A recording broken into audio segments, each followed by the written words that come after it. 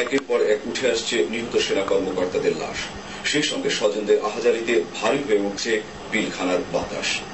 আরেকটি রিপোর্টে পিলখানার ধ্বংস আর শোকের কথা জানাচ্ছেন এম সেকান্দার।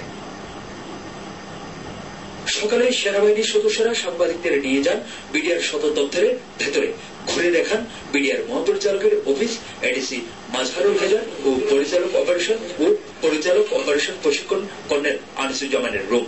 প্রতিটি স্থানই ছিল বিডিআর জওয়ানদের ধ্বংসযজ্ঞের নির্মমতা।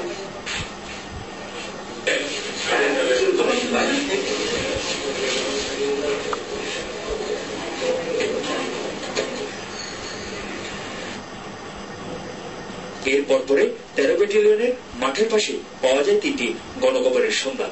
একে একে বের করা হচ্ছিল জাতির শ্রেষ্ঠ সন্তানদের লাশ, আর স্বজনদের আহাজারিতে ভারী হয়ে উঠছিল পিলখানার বাতাস। 10টার দিকে প্রায় গাজালি বলছিল যে আম্মা এখানে একটু অসুবিধা হচ্ছে, গন্ডগোল দেখা দিয়েছে, তো একটু দোয়া করিও। তো আমার স্ত্রী তাকে উপদেশ দিল যে তুমি আল্লাহর উপর নির্ভর করে তুমি আল্লাহর কাছে দোয়া করো। এবং 12টার পর থেকে আর হয়নি, গাজালির মোবাইলটাই আমরা যোগাযোগ করতে পারি নাই।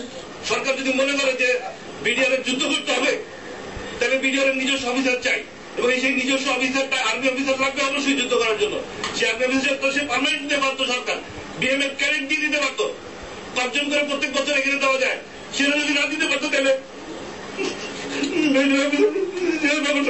দিতে পারতো, তাহলে বিডিআর ভাবতে এখন তো বিডিআর ভাবতে আর্মি অফিসার।